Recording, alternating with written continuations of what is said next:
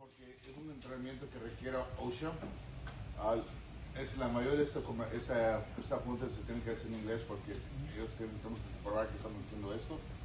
Entonces, vamos a empezar en inglés. So today we're going to talk about what is fall prevention and ladder safety. We're going to do this we're going to do these OSHA meetings about once a month or maybe once a quarter. You know, but I want to make sure we practice what's called safety on the job sites. You know, very important. We're going to talk about what is safety vest. Your lajas word, I'm not sure, can't remember what they're called in English, but they're belts for lifting. Your safety glasses, gloves, and of course the hard hat. And then when we are working above 6 feet from the ground, we are required to wear these safety harnesses. I know they're uncomfortable, but it is a requirement. It is for your safety.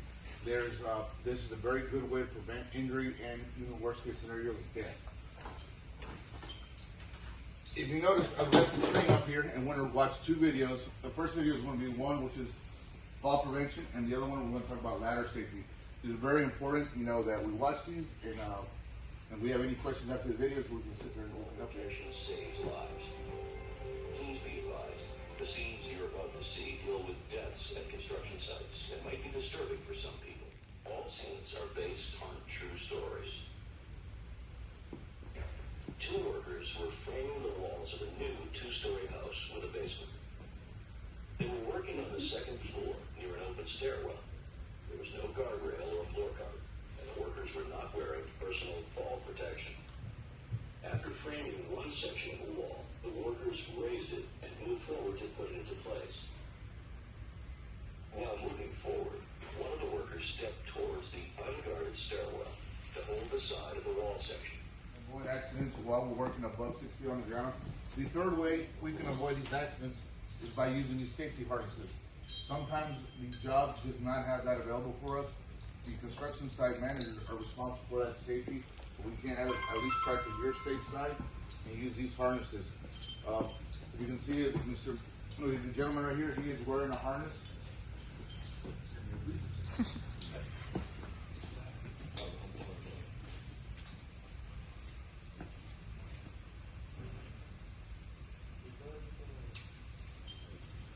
You can see he's wearing this harness. He's got a 5-point restraint also.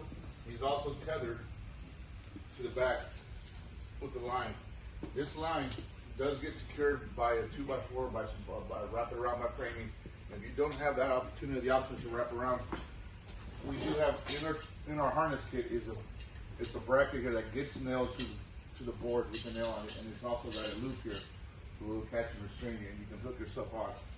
And you know, make sure you give yourself enough wing so you don't actually land on the ground, and enough just to pull you and hold you tight.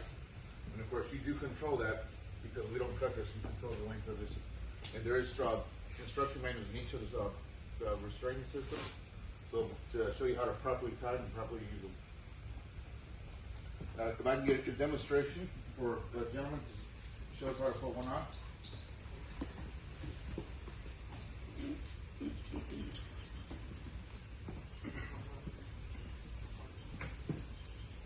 So you see there's a D-ring. The D-ring goes on your back facing behind you. And let's maybe you turn around so we can show the D-ring. This is the D-ring I'm talking about right here.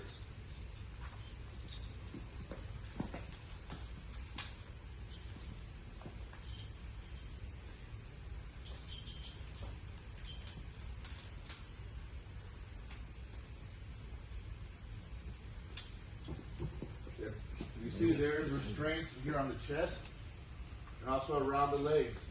Make sure these restraints are tight and snug to make sure it doesn't cause any whiplash if you happen to fall and it pulls you.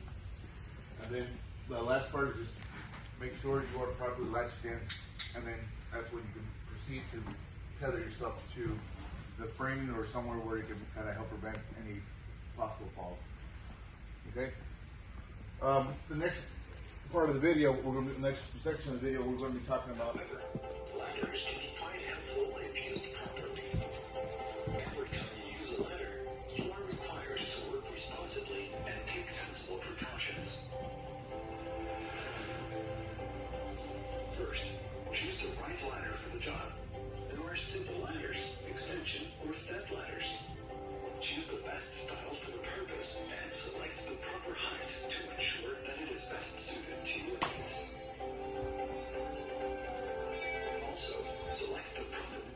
ladder that we have here has the correct safety measures to use. It tells you what is the load limit on the ladders, how to properly use it, and where to use it, and if it's rated for free around electricity or just standard construction. So if you make sure you read this label here and follow all the instructions in the label. They also mention to make sure you inspect the ladder, probably make sure all the rungs are working correctly, they're not cracked, broken, bent. Same thing with these fiberglass ones. We've seen a couple of them with his legs here already splintered. That is not a safe ladder. If you see that happening, please return those ladders to us immediately. We will replace them with a good working condition ladder. And but every time you get on one, make sure you inspect it before you get on there. It is a requirement for your safety. One other thing they did not mention in this video, and we don't really get on top of rooftops, but if we are climbing to a second floor, that ladder does have to extend 3 feet above that floor for safety. That way you can reach out, grab it, and you can step out to the side onto the floor. So make sure when you have the extension ladders, you comply with that. Make sure it goes 3 feet above that floor that you're actually trying to climb into. Okay, any question about the ladders? No, and then there's also mentioned the angle of that ladder. For every 4 feet goes up, you need 1 foot extended out. Does that make sense? Okay, so make sure we practice that. All right, and then one last thing we're going to go over is making sure that we have to use this at all times. No excuses on the job site. We have to always use our safety vest, our safety glasses, our hard hats. And I know sometimes when you gentlemen are in there installing the air handlers or in confined spaces, it's very uncomfortable. But you got to remember, you're working close to roofs, and on those roofs, there is nails protruding into those roofs. And so wearing this will prevent you from getting a big cut in your head, or actually hurting yourself pretty bad. And of course, if you happen to fall, this may actually save you from hitting your head.